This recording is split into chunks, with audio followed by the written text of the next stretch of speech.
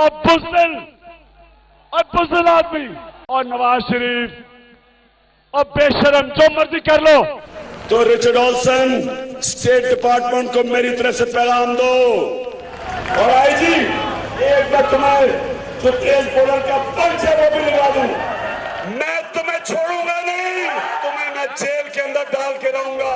अल्लाह, मैं तेरे सामने वादा करता हूं कि मैं इस आईजी को पाकिस्तान के हर कोने में इसके पीछे जाऊंगा, इसकी कदम पकड़ूंगा। वो छुपा हुआ है पाकिस्तान का कीदर आजम खुर्शीद शाह नवाज शरीफ के प्राइवेट सेक्रेटरी बन जाए, वो ज्यादा बेहतर है। नैब के चेयरमैन शर्म करो। जस्टिस इफ्तिखार चौधरी किस तरह का इस मुल्क की जमहूरियत का मीर जाफर निकला कि क्या पाकिस्तान की अदलिया ये बड़े बड़े ताकतवर डाकुओं को कभी पकड़ेगी? मैं अपने कोर कमांडरों को बड़े तमीज से कहना चाहता हूं कि खुदा के वास्ते ऐसी बातें ना करो। प्रोग्राम में खुशामदीद नाज़रीन। इमरान खान वही कह रहे थे, कल भी इससे पहले कहते चले आ रहे थे, लहजा भी वही था और मुहावरा भी वही था। आज के प्रोग्राम के पहले हिस्से में हम जानना चाहेंगे कि इतने बिल्डअप के बाद पाकिस्तान तहरीक इंसाफ ने कल क्या खोया और क्या पाया। आज जो फाउंडिंग मेंबर्स हैं पीटीआई की तरफ से, उन्होंने एक मीटिंग भी की और उन्होंने पीटीआई के जो ज़ोमा हैं इमरान खान साहब के साथ जो खड़े हुए हैं उनके एहतसाब का भी मुतालबा कर दिया। तो पीटीआई के अंदरूनी भी मामला चल रहे हैं। साथ साथ हम नाज़रीन कश्मीर के मामले को भी बिल्कुल इग्नोर नहीं कर सकते। बहुत बड़ी डेवलपमेंट्स हैं। एक नाम नहाद कुल जमाती डेलीगेशन मिलने के लिए गया, मकबूजा कश्मीर की क़यादत ने उनसे मिलने के लिए इनकार कर दिया। पाकिस्तान के सामने ऑप्शंस क्या हैं, दूसरे हिस्से में इस पर बात करेंगे। और फिर सियासी कशमकश अब हमें किस तरफ ले जा रही है, हमारी जिम्मेदारी क्या है, एडिटोरियल कमेंट इस पर होगा। डॉक्टर तारिक फजल चौधरी साहब, वज़ीर मुमलिकत बराए capital administration and development division, Pakistan Muslim League Nawaz की तरफ से हमारे साथ स्टूडियोज़ में मौजूद हैं। हमारे डायरेक्टर न्यूज़ जियो न्यूज़ राना जवाद साहब भी उनके बराबर में तशरीफ़ फरमाएँ। दोनों को शहरियार खान आफरीदी, रुकन कौमी असम्बली पाकिस्तान तहरीक इंसाफ, और हमें ये लाहौर से ज्वाइन कर रहे हैं वो वेन्यू जहाँ पर पाकिस्तान तहरीक इंसाफ ने कल अपनी रैली की। ज़रा शहरियार, मैं आपसे बात का आगाज़ करना चाहूँगा। हमने कल ये देखा कि बहुत सा बिल्डअप था, लेकिन और नतीजा फिर वही निकला है। इमरान खान साहब आए, उन्होंने ज़ोरदार किस्म के बयान दिए और फिर वो वापस चले गए। इधर पिंडी के अंदर भी रैलीज़ का भी यही हाल था। जो शिरकत थी वो बस नरम ही रही, अगर आप अमूमी तौर पर इसको बयान करें। तो मैं आपसे जानना चाहूँगा कि क्या आपने कल क्या अचीव किया इतनी एक्टिविटी के बाद? बिस्मिल्लाहिर्रहमानिर्रहीम। सबसे पहले शुक्रिया तलत भाई। तलत भाई, मुझे नहीं पता कि आप किस एनक से और किस जावी और किस एंगल से कल के लोगों को आपने ऑब्जर्व या मॉनिटर किया। आप इंडिपेंडेंट सोर्सेज से, और जो कल टर्न आउट रहा है वो अनबिलीवेबल, अनप्रेसिडेंटेड था। उसकी सबसे क्लासिक एग्जांपल ये है कि तमाम ऑपोजिशन के अलावा जो पीटीआई का जो बिल्टअप था, जो पेशावर से शुरू हुआ, जो मैसेज लाउड एंड क्लियर था कि अवेयरनेस कैंपेन है, माइंड यू अवेयरनेस कैंपेन है, और ये परसेप्शन और ये ओवरऑल गॉसिपिंग कल ज्यादा हो रही थी कि शायद ये बैठे ना बैठे। हमारा अल्टीमेट ऑब्जेक्टिव क्या है कि अभी भी हमने ईद के बाद तक का टाइम गवर्नमेंट को दिया है कि वो accountable, nobody is above law, कानून से कोई बालातर नहीं, पनामा लीक्स पर कोई कॉम्प्रोमाइज नहीं होगा, 4 सवालों के जवाब इनको हर हाल में देने होंगे। और माइंड यू, सिर्फ 34-32 एमएनए से खान साहब प्राइम मिनिस्टर नहीं बन जाएंगे। ये पाकिस्तान के बच्चे की जबान पर ये पनामा लीक्स आ गया। और सबसे इंपॉर्टेंट चीज, ये पब्लिक प्रेशर बिल्टअप हो रहा है। हमें कल हमारे, अगर आप 10-15 मिनट लास्ट खान साहब की स्पीच के जो ओवरऑल अवाम का जो फीडबैक था, they were not willing to leave, they wanted के स्टे बैक। लेकिन हम एक मैच्योर डेमोक्रेट्स की तरह हम टाइम देना चाह रहे हैं प्राइम मिनिस्टर को और उनकी टीम को, ताकि वो अकाउंटेबल बने और एक साबित करें कि नोबडी इज अबव लॉ। अगर वो नहीं करेंगे then ultimately has to face the music. मैं अपने पैनल को यहां पर एंगेज करने से पहले तो मैं अगर आपसे पूछ पाऊं, तो जिस एनक से आप देख रहे थे इस क्राउड को, उसमें कितने लोग नजर आ रहे थे? देखें जी, फिगर्स की बात नहीं है। कल रात को 2 बजे तक लोग बैठे रहे, 5 पॉइंट कितने लोग बैठे? Unbelievable turn out. कितने लोग? देखें कितने की बात मैं नहीं कर रहा, मैं आपसे न्यूट्रल ऑब्जर्वर, मैं कोई भी फिगर कोट करूंगा तो at the end of the day I will get a smile, you will have a smile for me on your face. यानी मुस्कुराने के ऊपर तो पाबंदी ना लगाए ना आप, कम से कम शहरियार साहब मुस्कुराने तो देना। ये मुस्कुराहट जो होगी सार्कास्टिक मुस्कुराहट होगी। चलिए आप तशरीफ भी मुस्कुराहट की आपने शुरू कर दी, जो आवाम की आवाज है। अच्छा ठीक है, सो जी वो आवाम की आवाज है। ठीक, जरा डॉक्टर तारिक फजल चौधरी साहब, प्रेशर तो आप पर है, इस बहस से कतई नजर कितने लोग थे, प्रेशर तो आपके ऊपर है, स्ट्रीट गर्म है, आपने इस्लामाबाद जहां पर वो आए भी नहीं उसको भी आपने बंद कर दिया, तो प्रेशर तो है आपके ऊपर कि नहीं?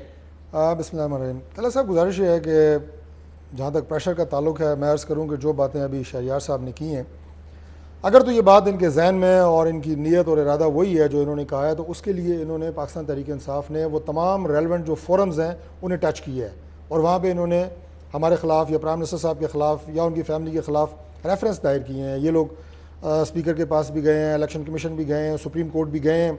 हमने उसे वेलकम कहा और प्राइम मिनिस्टर साहब का भी इसमें यह है कि एहतसाब सबके लिए होना चाहिए। हम उनके इस जो इकदाम है ना, हम इसको जायज़ समझते हैं, ये उनका हक है, ये उनका एक आईनी हक है। दबाव में आपने किया या आपने खुद किया? मैं अर्ज करता हूँ, नहीं उन लोगों ने किया, मैं कह रहा हूँ कि उनका अगर मकसद सिर्फ एहतसाब है, मानना कि ये उनका हक है, उनके दबाव में आपने किया, उनका हक है, ये मानने ना मानने की बात नहीं, ये उनका हक है। ठीक, लेकिन बात यह है कि जिस सियासत को वो फ़रोग दे रहे हैं ना इसे एहतसाब के नाम पे, वो ताहिरुल कादरी साहब हों, वो इमरान खान साहब हों, वो बदकिस्मती से सारी सियासत फितने, फसाद और शर की सियासत है। अभी कल जो कुछ आपने देखा, आप सोशल मीडिया पे देखें, आज के अखबारात में देखें, मैं अभी भी हल्के से आ रहा हूँ, लोगों के तासुरात देखें, आप यकीन करें कि हर बंदा ये कह रहा है कि इमरान खान ने और ताहिरुल कादरी ने सिवाय जलाओ, घेराव, एहतजाज, कंटेनर, धरने, मरने, इसके अलावा सियासत में उन्होंने दिया क्या है किसी को? और ये जो आते हैं ना सबसे बड़क मारते हैं पाकिस्तानियों को, इनसे ये पूछे कि कल आपके ये टोपी ड्रामा आपने किया है लाहौर में, 2 मासूम पाकिस्तानी वहाँ पे अपनी जान से उन्होंने हाथ धोए हैं, क्या आपने प्राइम मिनिस्टर का रास्ता रोकने के लिए वहाँ पे गए थे? जिस जगह आप ये दंगा आपको खुश होना चाहिए, आपको खुश होना चाहिए अगर उनका लाएअमल जो है आपके बयान और तज़किये के मुताबिक उनके गले पड़ रहा है, तो you should be happy about it. बिल्कुल पड़ रहा है, लेकिन आप खुश हैं फिर इसके ऊपर ना? आपका जो एक तज्जिया है ये बड़ा ही, मैं समझता हूँ कि आपने बड़े मुतात लफ्ज़ इस्तेमाल किए वहाँ पे हाज़िरी के हवाले से, शर्मनाक हद तक हाज़िरी कम थी।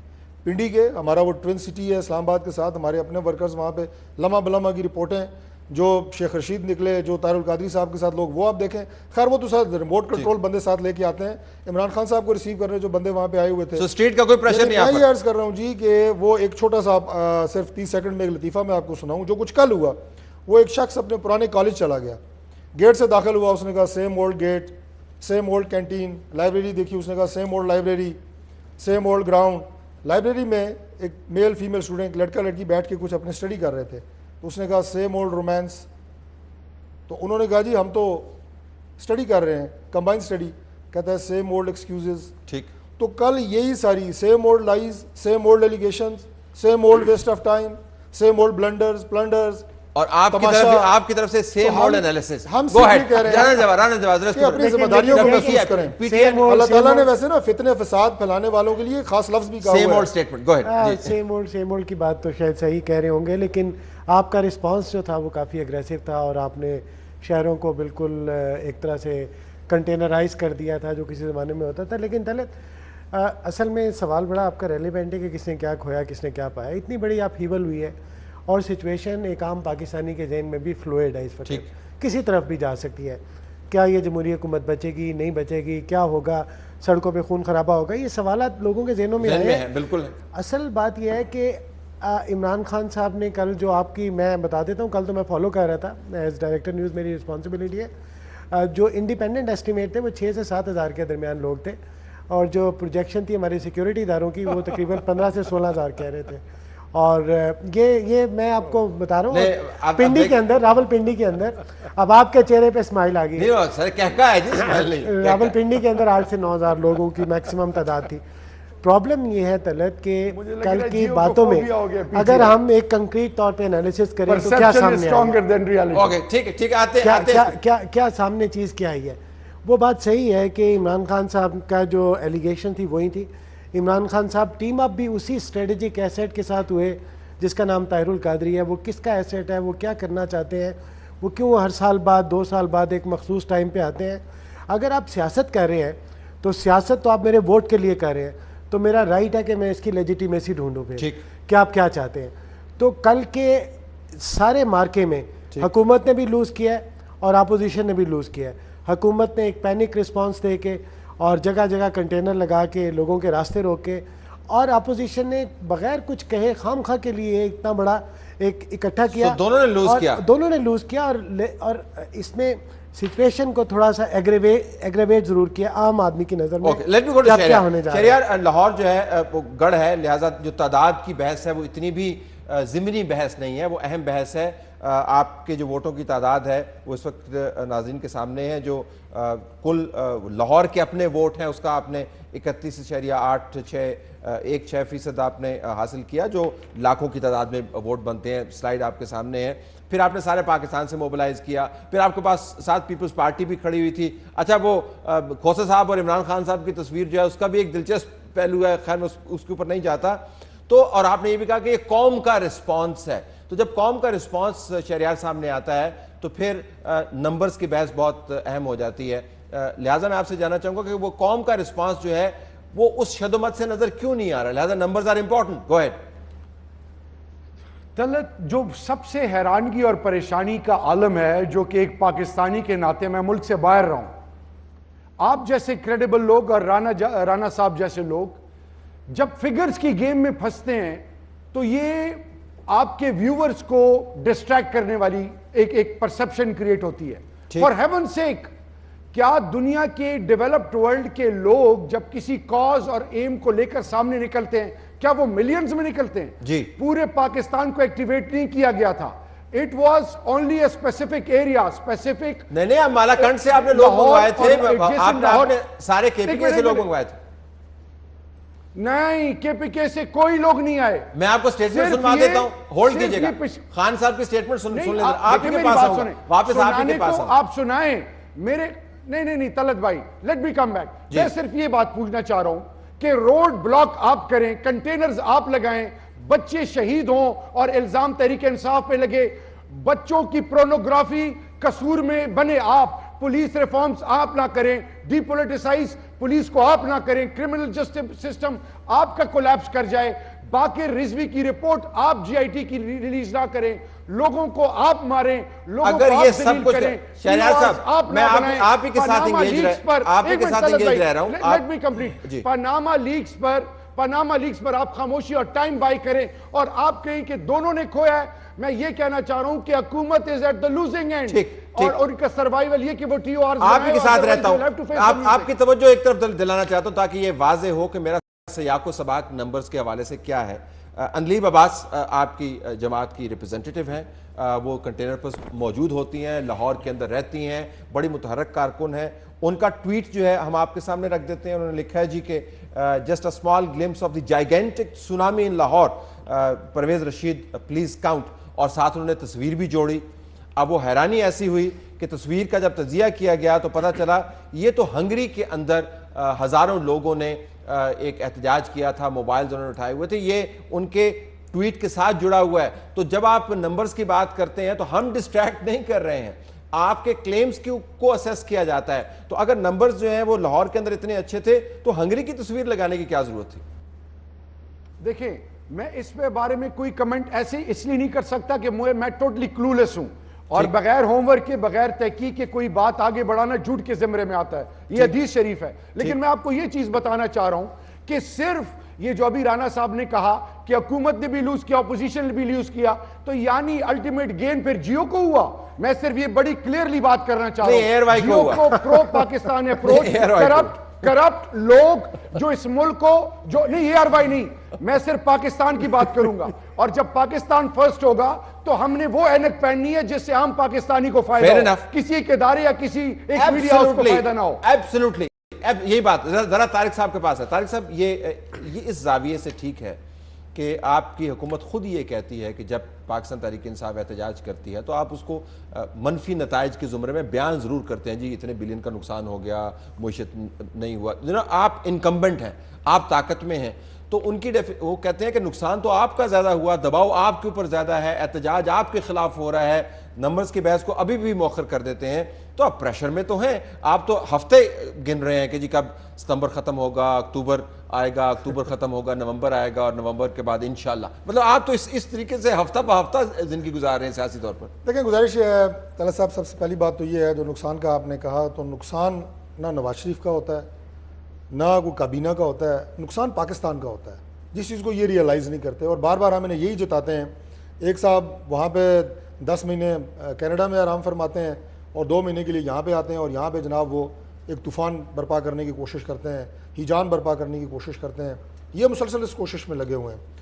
वो मैं अक्सर एक जुमला कहता होता हूँ जो मैं समझता हूँ कि बहुत जायज़ बात मैं करता हूँ कि बजाय अपनी ज़िम्मेदारी जो एक सूबे की इनके ऊपर है, बजाय वहाँ पे ये सारी बातें जो उन्होंने एक रखी हुई है ना, इन्होंने बाकायदा लिस्टें बनाई होती हैं, सामने रख के, तो ये हो गया, वो हो गया, कसूर में ये हो गया, भाई बात ये है, ये सारी चीज़ें आप वहाँ ठीक करके बताएं, आप एक मॉडल पेश करें ना कि ये सूबा हमारे ज़िम्मे था, हमने एक मॉडल बना के पेश किया है, बजाय तनकीद करने के, बजाय सड़कों पे ये जो है प्रोग्राम आप जो है, मैं नहीं उसके बारे में कोई ऐसी बात करता, फितना फसाद फैलाने के, वहाँ जाके ठीक करके दें। लेकिन अगर नंबर नहीं है तो फिर आपको फितना फसाद से क्या मसला है? मईशत पर भी कोई इम्पैक्ट नहीं होना चाहिए अगर नंबर्स ही नहीं है आपके बयान के। जहाँ तक हुकूमत का ताल्लुक है, खुदा न खास्ता हुकूमत को ना इनके इस तरह के ढकोसलों से कोई फ़र्क पड़ता है, ना हमको प्रेशर में है। हम प्रेशर में उस वक्त आते हैं जब हम देखते हैं कि इनकी हरकतों की वजह से मुल्क का नुकसान हो रहा है। धरने की वजह से कितना नुकसान हुआ, आप जैसे बड़े सीनियर साफियों ने कितने कितने तज्जिए लिखे, उस पर नहीं लिखे आप लोगों ने, कितना नुकसान हुआ, वो इन लोगों की वजह से हुआ। और अभी आपने अंदलीब अब्बास का ट्वीट दिखाया, बुनियादी तौर पर ये झूठ जो है ना ऊपर से शुरू होता है, इस बेचारी का कसूर नहीं है। अब कल उन्होंने ये फरमाया जनाब के एक MNA को 1 अरब रुपया, मैं वजाहत करना जरूरी इसलिए समझता हूँ कि मैं खुद भी MNA हूँ, बिल्कुल झूठ। ये सारा SDGs प्रोग्राम है जो कम्युनिटी डेवलपमेंट के प्रोग्राम है और वो पूरे पाकिस्तान के लिए है, वो MNAs के लिए नहीं है। और हम जो प्राइम मिनिस्टर का जो हेल्थ इंश्योरेंस प्रोग्राम है, उस दिन काबीना के इजलास में मैं आपको अंदर की बात बताता हूँ, ये कहा गया कि KP की गवर्नमेंट वहाँ शुरू नहीं करने दे रही। प्राइम मिनिस्टर ने फिर भी कहा कि हर सूरत में आप वहाँ पे शुरू करें, कोई तफरीक नहीं है। राना साहब इसको वापस आइएगा, तो फिर कल के वाकयात के बाद एक और डेडलाइन सामने आ गई है। उन्होंने कहा कि 4 सवालों के जवाब दें, ईद के बाद मैं दोबारा ये आऊँगा। और तारिल कादरी साहब भी कह रहे थे कि मैं किसी वक्त भी दूसरी फेज़ शुरू कर सकता हूँ। नईम उल हक साहब ने कह दिया कि इमरान खान साहब हज पे नहीं जा रहे हैं क्योंकि मुल्की हालात इस किस्म के हैं। एक तवक्को बिल्ड कर दी गई है कि कुछ भी हो सकता है किसी वक्त। ये हकीकत है या फसाना है कि इज़ इट दैट फ्रेजाइल, या ये बहुत ज़्यादा इसमें साई वॉर चल रही है, नफसियाती जंग चल रही है? तलत ये बात तो ज़रूरी है कि अगर ये इसको मजबूत बनाना है या इसका इम्पैक्ट डालना है तो लोगों को बाहर निकलना होगा। पिछले धरने में भी आप देखें कि अवामी मकबूलियत की सतह कहाँ तक नीचे आ गई थी, और कल जो हमने देखा है उसमें मकबूलियत की सतह हमें नहीं नज़र आई है। शहरियार आफरीदी के साथ माजरत के साथ एक एज एन इंडिपेंडेंट जर्नलिस्ट हमने वही कहना जो देख रहे हैं हम। लेकिन प्रॉब्लम यह है कि डेस्परेशन ज़रूर नज़र आई है इमरान खान साहब के हवाले से। डू और डाई समझ रहे हैं। उन्होंने कल एक हिंट भी दिया है कि अगर अब कुछ ना किया तो अगले 5 साल भी ये नवाज शरीफ मुसल्लत रहेगा। सवाल ये पैदा होता है कि अगर आप ये किस चीज़ पे ऑब्जेक्टिव क्या है आपका इस सारी तहरीक का। अगर ऑब्जेक्टिव ये है कि आप पनामा लीक्स के ऊपर इंक्वायरी करवाना चाहते हैं तो पनामा लीक्स का जेनेसिस किसके अंदर है? आप भी जर्नलिस्ट रहे हैं, मैं भी जर्नलिस्ट हूँ, कब से हमें पता है कि इनके फ्लैट्स थे। ये बातें तो सारी पुरानी है।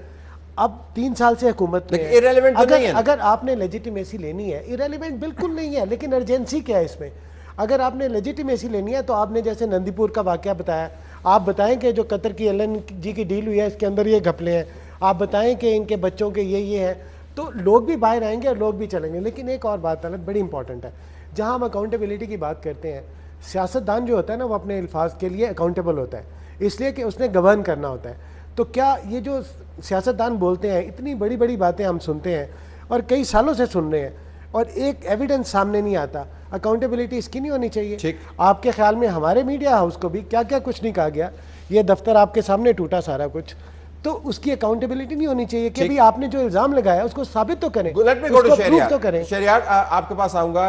इमरान खान साहब ने और आपकी जमात ने अपने लिए एक मयार मुरतब किया हुआ है, अल्फाज के ज़रिए, दावों के ज़रिए, मंशूर के ज़रिए, नई सियासी पौध को सामने लाकर आपने एक मयार मुतय्यन किया हुआ है और PTI उसी मयार पर परखी जाती है। इमरान खान साहब ने, जो मैंने झलक के प्रोग्राम के शुरू में दिखाई, किसी इदारे के नुमाइंदे को अमलन नहीं छोड़ा इल्ज़ाम लगाने में। और मैंने झलक इस वजह से दिखाई थी, उसमें अदलिया भी थी, उसमें कोर कमांडर्स भी थे, उसके अंदर जर्नलिस्ट भी थे, उसके अंदर डिप्लोमेट्स भी थे।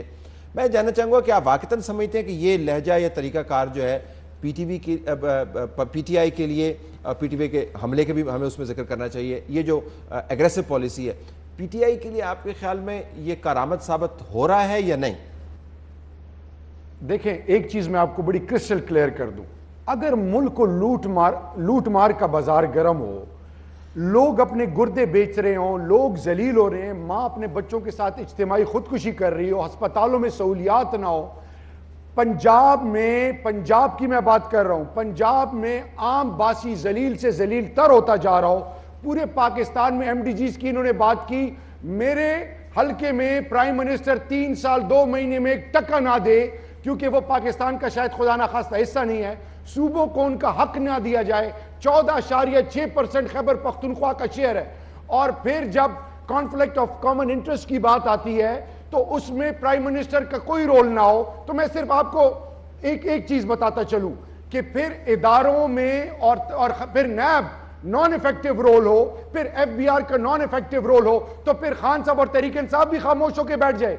यानी आपके पास लाखों लोग हों तो आपकी बात सुनी जाए, किसी के बाप को मारा जाए तो वो थाने में जाए या कचहरी जाए तो उसके साथ कम से कम 500-600 बंदा हो। ये कौन सा कल्चर आप इंट्रोड्यूस कर रहे हैं? पाकिस्तान में वो कल्चर आना चाहिए जो right to services, right to information के तहत खबर। क्या ये बानतीजा आपके लिए साबित हो रहा है? मैंने तो सादा सा सवाल किया कि ये जो आप फरमा रहे हैं और जिस तरह जिस जोशो जज्बे से आप फरमा रहे हैं, क्या ये बानतीजा साबित हो रहा है आपके लिए या नहीं?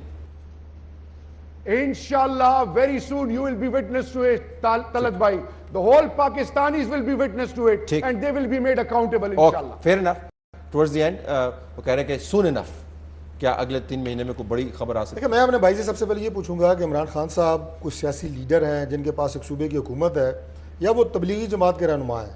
पहले तो मुझे ये वाजे करें ना, जो ये हरकतें सारी कर रहे हैं और ये हमारे अंदर जो सारे इनको नकाइस नज़र आ रहे हैं, गवर्नेंस के मसाइल नज़र आ रहे हैं, लूट मार है, करप्शन है, फला, भाई ये सबसे ज़्यादा ये इंडिकेटर्स आपके अपने सूबे में हैं। मैं तो बार बार ये बात इसलिए इंसिस्ट करता हूँ कि नैब को भी कल आपने मुतनाज़ा बना दिया, फौज को मुतनाज़ा, पुलिस को मुतनाज़ा, वहाँ पे अगर आपके सूबे में नैब या एहतसाब के इदारे काम करते हैं, आप उसके सरबराह को तब्दील कर देते हैं। आपके वज़रा पे केसेस हैं, वज़ीर आपके अभी भी अंदर हैं, आपको तो कोई एहसास ही नहीं है।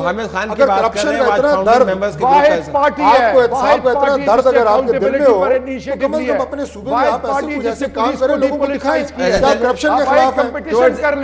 और आपके पेशावर के अफसर की रहना सच्ची बात होती है, सच्ची बात होती है तो शरियार सुन लो ना, सुन लो। अच्छा, बर्दाश्त करो, लीडर चोर नहीं है तो थोड़ी बर्दाश्त करो, कोई बात नहीं। पेशावर के शरियार हमें वाइंड अप कर ग्रीन हाउस अस्पताल पेशावर के, वो मैं कहता हूं कि पिंडी के छोटे 3 अस्पताल से अगर बदतर ना हो, मैं ऐसा छोड़ दूंगा, आप चेक कर लें। ये वो तो उनकी नाकामी आपकी कामयाबी में कैसे तब्दील होगी? मैं सिर्फ ये कह रहा हूं कि वहां पे ये सारे मामला जो आप हमारे ऊपर तनकीद करते हैं और आप वजह बनाते हैं कि इसकी वजह से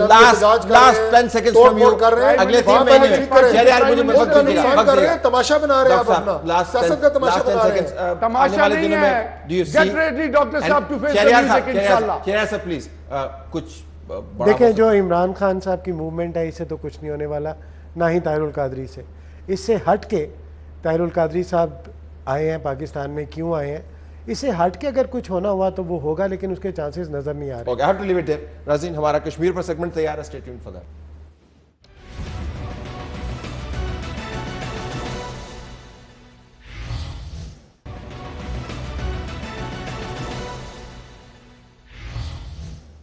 वेलकम बैक नाज़रीन। आइए चलते हैं अब मकबूजा कश्मीर के हालात की तरफ, जहां पर हिंदुस्तान की तरफ से कुल जमाती नुमाइंदगान पर मबनी एक ग्रुप को हुर्रियत कॉन्फ्रेंस के लीडरान ने मिलने से इनकार कर दिया। इसके अलावा भी मकबूजा कश्मीर में जो भी कश्मीरी क़यादत है, उन्होंने ये कह दिया है कि हमने दिल्ली से बात नहीं करनी।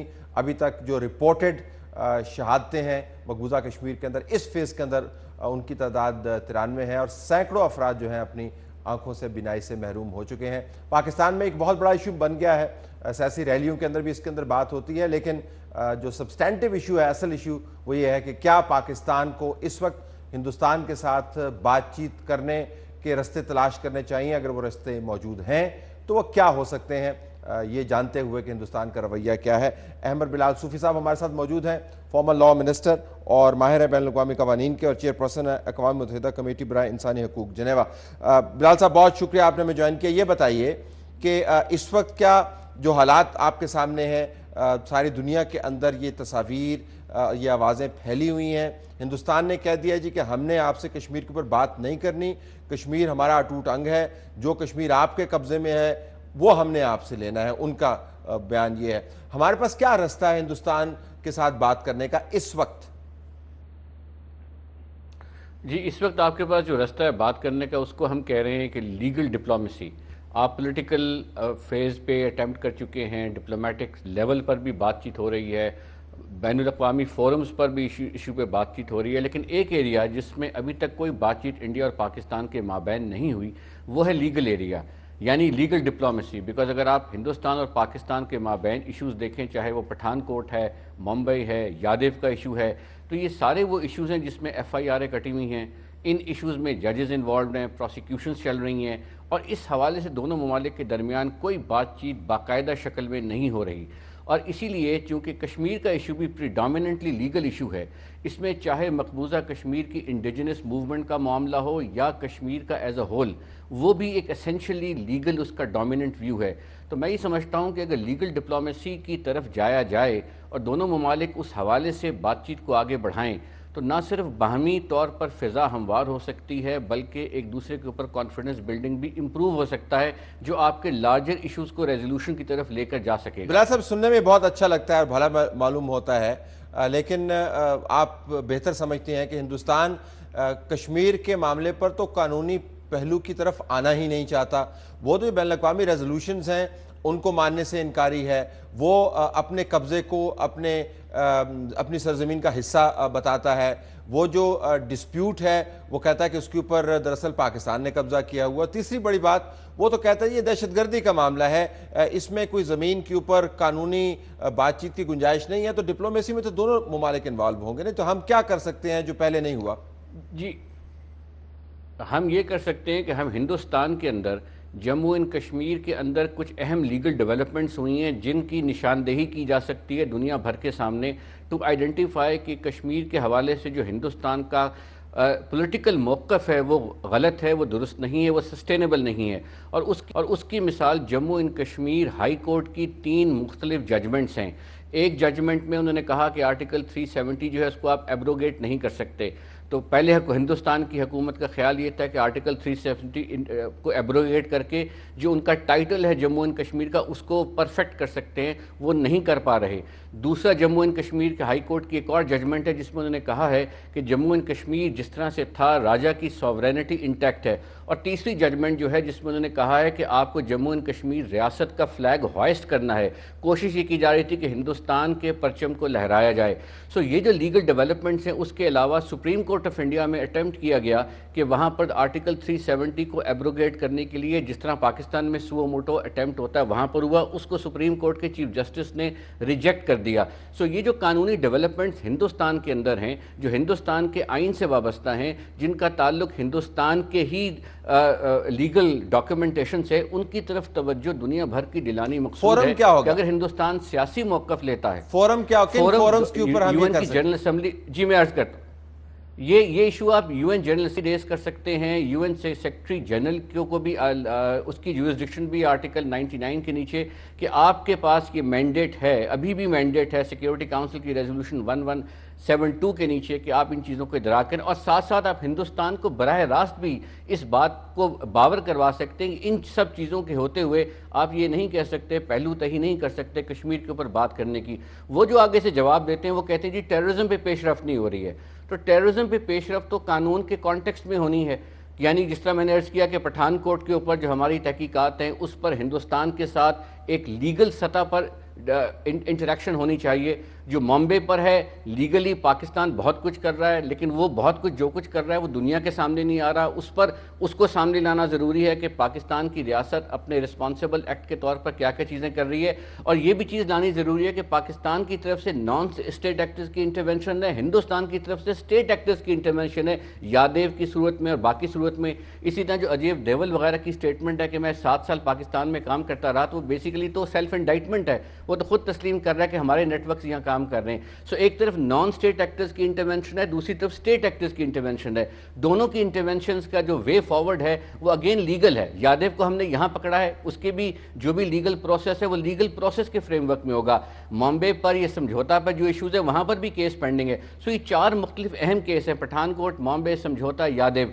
जब तक इन केसों को समझने के लिए आप लीगली एंगेज नहीं करेंगे, आप अपने आप को सेल्फ डिसिप्लिन भी नहीं कर सकते। तो इसलिए हम समझते हैं कि लीगल डिप्लोमेसी का वे फॉरवर्ड है। अच्छा, मैं अगर आपसे पूछ पाऊं कि इस वक्त जो सबसे ज्यादा जबरदस्त कानूनी नुक्ता उठाया जा सकता है उसका ताल्लुक वहाँ पर जो बुनियादी इंसानी हकूक़ की बदतरीन वायलेशंस हो रही हैं, और ये वो डॉक्यूमेंटेड वायलेशंस हैं जो बैनुल-अक़वामी प्रेस के अंदर भी छप चुकी हैं, जिसका नोटिस दुनिया भर में अमूमी तौर पर लिया जा चुका है। हिंदुस्तान के अंदर से मैं सुन रहा था चंद एक आवाज़ें अब इसके ऊपर उठ रही हैं जी कि बहुत बड़ा जुल्म हो गया, उनकी अपनी पार्लिमान के अंदर इसके ऊपर लोग बात कर रहे हैं। तो इट्स फुली डॉक्यूमेंटेड। अच्छा, ये वो मामलात हैं जो दुनिया के सामने मौजूद है तमाम बड़े फोरम्स पर, लेकिन फिर हम देखते हैं कि बाराक ओबामा और नरेंद्र मोदी जो है वो हाथ पीछे बांधे हुए समिट के अंदर से बाहर निकल रहे हैं और उनको बाकायदा रेड कारपेट रिसेप्शन दी जा रही है। वो चाइना भी जा रहे हैं, वहाँ पर भी उनसे मुलाकातें हो रही हैं। तो इतना प्रेसिंग इशू जिसकी डॉक्यूमेंटेशन भी मौजूद है और हालिया इशू है, उस पर तो दुनिया का रिस्पॉन्स आया नहीं, तो तारीखी हवालों पर लीगल डिप्लोमेसी कितनी कारगर होगी?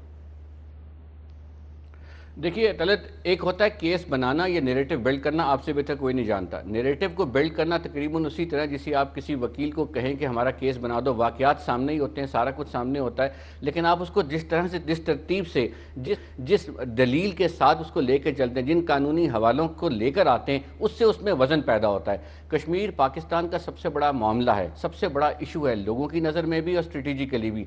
उस पर हमारी कोई लीगल टीम अभी तक मुस्तनद तौर पर आइडेंटिफाई नहीं हुई है।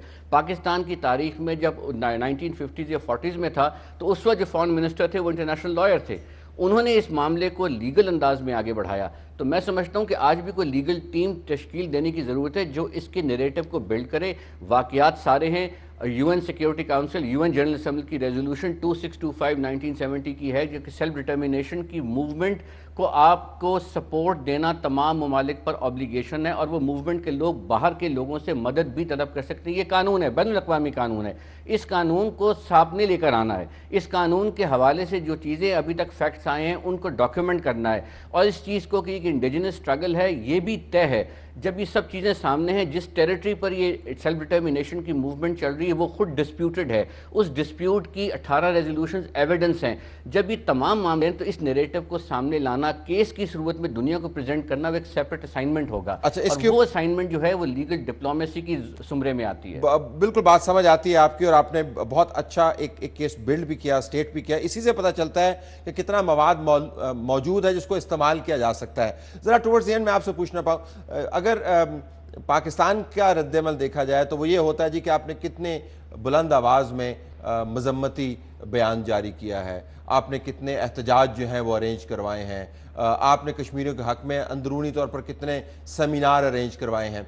अपनी जगह पर वो दुरुस्त, लेकिन जिन मुकदमात की आप बात कर रहे हैं जिसके ज़रिए कश्मीर का मुकदमा हम जीत सकते हैं, लीगल डिप्लोमेसी, उसके अंदर इस किस्म के जो रद्द-ए-अमल है जिनको हम समझते हैं कि बिल्कुल हमने काम कर दिया, वो कितने कारआमद हैं? देखिए, ये जो आपने बात कही कि जो लीगल डिप्लोमेसी है उसका लेवल, उसकी फ्रीक्वेंसी बिल्कुल नॉन पॉलिटिकल है, उसकी फ्रीक्वेंसी डिस्पैशनेट है, उसकी फ्रीक्वेंसी लीगल है, और ये चीज़ दुनिया सुनती है क्योंकि बैनुल अक़वामी जो इंटर स्टेट रिलेशंस हैं उनकी लैंग्वेज ही बैनुल अक़वामी कानून है। जब आप कानून की ज़ुबान में अपना मुकदमा दुनिया के सामने रखेंगे तो उसकी अपील, उसकी एबिलिटी टू बी रिसीव्ड बहुत बेहतर होगी। और यही हम बार बार अर्ज़ कर रहे हैं कि आपको इस हवाले से इस चीज़ को देखना है।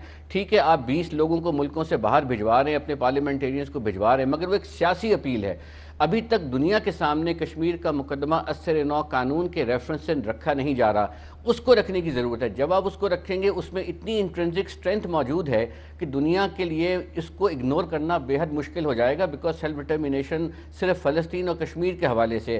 फिर ये भी बार बार जब दुनिया हमको बताती है कि जी आप शिमला एग्रीमेंट के नीचे आप उसके नीचे आप पर बाइंडिंग ऑब्लिगेशन है कि आप हिंदुस्तान के साथ ही बैठ कर तय करें, तो फिर हम उनको आर्टिकल 103 ऑफ यूएन चार्टर दिखा सकते हैं जिसमें लिखा है कि अगर बायलैटरल ट्रीटी और यूएन चार्टर की ऑब्लिगेशन में से किसी के दरमियान तसादुम हो तो यूएन की ऑब्लिगेशन प्रिवेल करती हैं, और इसके साथ आईसीजे की जजमेंट वगैरह मौजूद हैं। तो इस चीज़ को आपने सामने लेकर आना है। मैं कह रहा हूँ हिंदुस्तान के साथ भी इस मैटर को टेकअप करें, बायलैटरल सतह पर, लॉ इन्फोर्समेंट की सतह पर, ताकि उनको भी मालूम हो कि हमारी रियासत कौन कौन से इकदाम कर रही है लॉ इन्फोर्समेंट के फ्रेमवर्क, और दुनिया के सामने भी इसको पेश किया। बहुत बहुत शुक्रिया आपका अहमद बिलाल सूफी साहब। नाज़रीन, इंतहाई कवी मुकदमा है कश्मीर का, लड़ने के लिए एक स्ट्रेंथ भी चाहिए, वो हमारे पास मौजूद है, लेकिन तवज्जो भी चाहिए। एडिटोरियल कमेंट हमारा इसी मामले से मुतल्लिक है कि हम इतने बड़े बड़े मामलात को इग्नोर करके किस किस्म की सियासी सरगर्मियों के अंदर पाए जाते हैं अमूमन ऐसे मौके पर जब दुनिया हमसे कुछ और तवक्को कर रही होती है और वाक़यात और हालात किसी और किस्म के हो रहे होते हैं। एडिटोरियल कमेंट देखिएगा कि हम क्या बात करेंगे।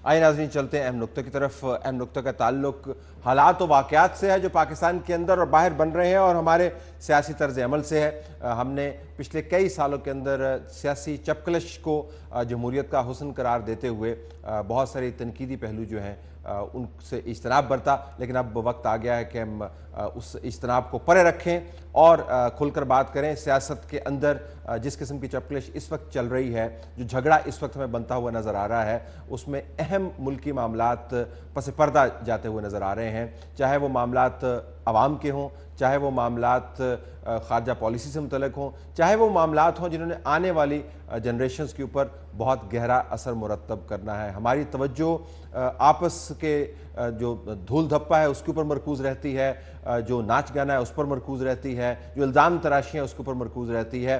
और हमारा ख्याल है कि इस किस्म के सियासी तर्ज अमल से हम जमहूरियत की बड़ी खिदमत कर रहे हैं। बिल्कुल खिदमत नहीं कर रहे हैं। अल्फाज के नताइज होते हैं। अगर पाकिस्तान तहरीक इंसाफ ये समझती है कि पाकिस्तान मुस्लिम लीग नून को धक्का मार के अब वो निकाल देगी और उसके बाद जो निज़ाम बनेगा उसके अंदर उसकी गुंजाइश ज़्यादा होगी, दूसरी जमात की गुंजाइश कम होगी, तो हो सकता है वो कामयाब भी हो जाए, लेकिन अगले सालों के अंदर दूसरी जमात फिर जो ताकत में जमात होगी उसको काम नहीं करने देगी। ये गहरी दुश्मनी बन जाती है और निज़ाम इससे तहस नहस हो जाता है। कराची की मिसाल हमारे सामने है।